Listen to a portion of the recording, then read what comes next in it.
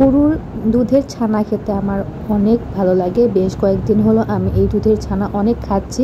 বিশেষ করে যেই সমস্ত গরুরা প্রথম বাচ্চা দেয়, বাচ্চা দেওয়ার পরে যে দুধটা বের হয় সেই দুধটা খেতে অনেক মজা লাগে, কারণ ওইটা ছানাটা বেশি হয়। চিনি দিয়ে খেতে অনেক মজা এবং দাঁতের নিচে পড়লে কচকচ রাবারের মতো লাগে, খুবই মজা লাগে। তো আজকে আমি সকালবেলা ছানা খেয়েছি এবং দোকান থেকে পরোটা, ডিম ভাজি, ডাল নিয়ে এসেছিলাম, সেটা খেয়েছি। আজকে আমাদের একটা অনুষ্ঠান আছে, সবাই গেট টুগেদার পার্টি হবে।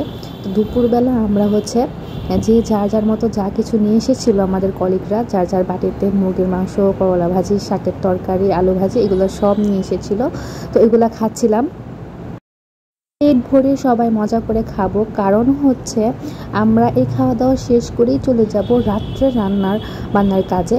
তো আমরা প্রত্যেকেই যে যার মতো করে পেঁয়াজ, রসুন, আদা, জিরা, যা যা মশলাপত্র আছে সব বাটা ঘষা করে নিয়েছি এবং বড় আমাদের একটা রাইস কুকার আছে, সেই রাইস কুকারে 2 বারের করে আমরা ভাত দিয়েছি। আর এখানে আমাদের একটা কলিগ, উনি সম্পর্কে আমাদের খুবই ক্লোজ একজন আত্মীয়, তাকে আমরা খুব সম্মান করি, মান্যগণ্য করি। তো উনি মুরগিটাকে প্রসেসিং করছে। আসলে আজকে আমরা মুরগি, ভাত, দই এবং 7 আপ খাবো সবাই মিলে। প্রায় আমরা ধরতে গেলে 17 থেকে 18 জন কলিগস আছি।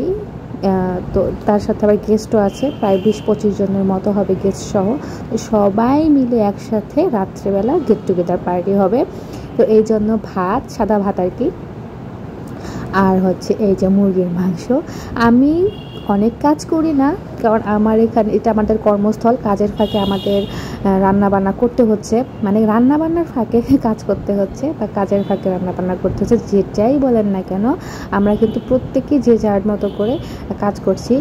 যারা আয়া আছে, আয়ারা কিন্তু বাটা ঘষা, পরিষ্কার, থালি বাটি মাজা, এগুলো সব কিছু করছে, এবং আমরা যারা একটুখানি কাজের মধ্যে ব্যস্ত তারা এখানে হেল্প করছি, আবার গিয়ে কাজ করছি।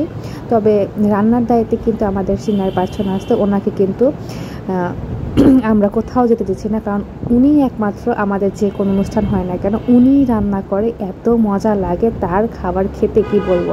আর এই যে মাংসটা কষাচ্ছে, বারবার শুধু ওই মুরগির 2টা পাই সামনে আসছে, এটা নিয়ে আমরা খুব হাসাহাসি করছিলাম।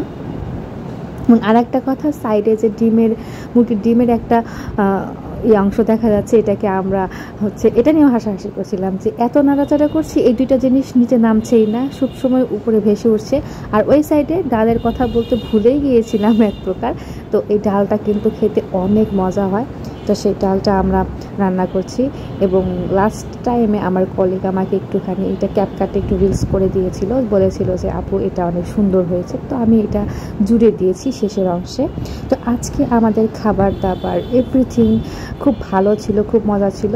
আর আমি কিন্তু ডিশটা ধরে আছি, আর আমাদের বড় ভাই রান্না করছে, খুবই মজা হয়েছিল এবং আমরা এই সময়টাকে খুবই খুবই এনজয় করেছি।